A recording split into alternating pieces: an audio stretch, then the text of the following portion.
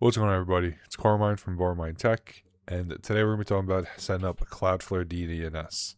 So if you're not familiar, DDNS is dynamic DNS, and what it does is if you're somebody who doesn't have a static public IP address, you can use a domain instead. So it will continue to check and see if your public IP changed, and if it does, it'll change it to the domain. So instead of having to go to 192.168.0.1 for your public IP address, you can go to barminetechtest.net, and if your public IP changes to 172.43.93.100, Barmine Tech Test will still bring you there. So this is helpful if you're somebody who doesn't have a static public IP address. If it's not available in your area, you don't want to purchase one, whatever it might be, this is a really cheap way to get around it, and it works out really well. Today we're going to be using Cloudflare for this. What you're going to need is a domain address. It's going to need to be in Cloudflare for this. So if you want to purchase it somewhere else and transfer it over, or if you just want to buy a cheap one through Cloudflare, you're going to need that to get this set up. We're going to run this as an LXC container on a Proxmox server. It is doable in Docker with a similar idea. So if you do want to run it in Docker, you can do it over there as well. But let's get started on this. So like I mentioned, we're going to be working with Cloudflare today. We're going to be working on the Barmine Tech Test one. And what we're going to be doing is creating DNS records to pull out to our public IP address. It's going to use like a connector from Cloudflare to constantly come out and check. And we're going to run this as a LXC container. Over here is the Proxmox helper scripts to make it really simple. Like I said, there is a Docker version as well if you are interested. So the first thing we need to do is come over here and copy this script. Come over to my Proxmox server. And we're going to come over here and right click, paste, and put that script in there. And you can see we're going to start installing Cloudflare DDNS. We're going to do the default install. We can select our storage. So at this point of the install over here, it's asking us for our Cloudflare API token. So let's go over to Cloudflare and grab one, and then we can finish setting this up. So to get the API token, you can just come up here to the top right corner where it has your profile. You can click on that, and then you can come over to API tokens.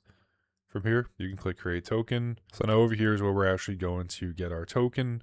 So what we're going to do is come over here to edit DNS zone. So if you're somebody who has multiple domains in your account, you can specify which one it's going to be for.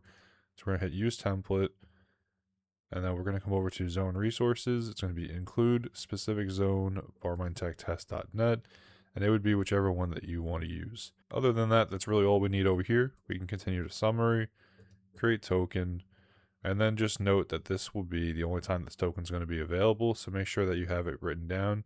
So I'm going to put it in a notepad as well. Now we can come back over here, we can paste that in here, and we can click enter. And now it's going to ask enter the domains separated with a comma. So this is going to be whatever your domain is going to be. So for me, it's going to be barminetechtest.net, but it's also asking for the wildcard. So it'd be star.barminetechtest.net, comma, and then www.barminetechtest.net. And if we come back over to our domains, you can see over here that is my domain account over here. So we'll just hit enter. It's going to ask if it's proxied. I'm going to say no. I don't need IPv6. And then other than that, it should be pretty much all set.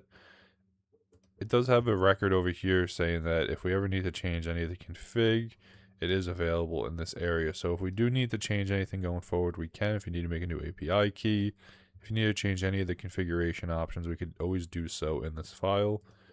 But if I come back over here and I open this up, everything should be all set. It also seems that the container through the API may also update your records and put the A record in for you. So if that's the case, then you could go with that.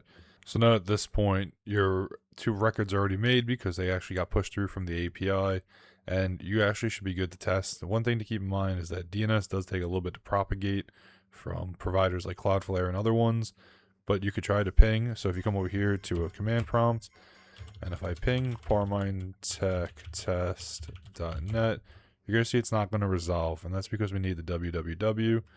So if I come back up here and I do www, you can see it's going to resolve and actually give me back an IP address. Now, one thing I added, just so I don't have to use www all the time, is barminetechtest.net. All I did was click to add new record. I did another A record, and if you come over here and you just put the @ sign, it'll say that barmindtechtest.net will point to whatever IPv4 address. So then you can put your IP address in here and then just turn off proxy and hit save. So then the idea will be, at least when you try to reach whatever your regular domain is instead of www, it will go through and it'll actually be able to reach. So now at this point, you would actually be able to use your DDNS domain for stuff like services or whatever it is in place of using your IP address. So the wildcard, the star.yourdomain, could be used universally. So if you, let's say, use like WireGuard, you can put wg.yourdomain instead of your public IP in your WireGuard server. Or if you're using something like a Minecraft server, you could do mc dot whatever your domain is and have some pointer records and stuff to forward it over to your Minecraft server. This just makes it a little bit easier in the aspect when it comes to your public IP, since not everybody's is static. And now you have a dynamic one that's always going to resolve back to what your public IP address is at your house or wherever your network is. This is a super simple project, and it could also be done in Docker if you are interested. I'll put a link down below so you can check that out if you want. Like I said, it's just a few clicks, a couple of settings to set up, and then a couple options in Cloudflare, and you're all set to go. So again, that is how we set up Cloudflare DDNS. As always, I want to thank you all for watching. I'll see you in the next video, and as my buddy Don would say, hack till it hurts.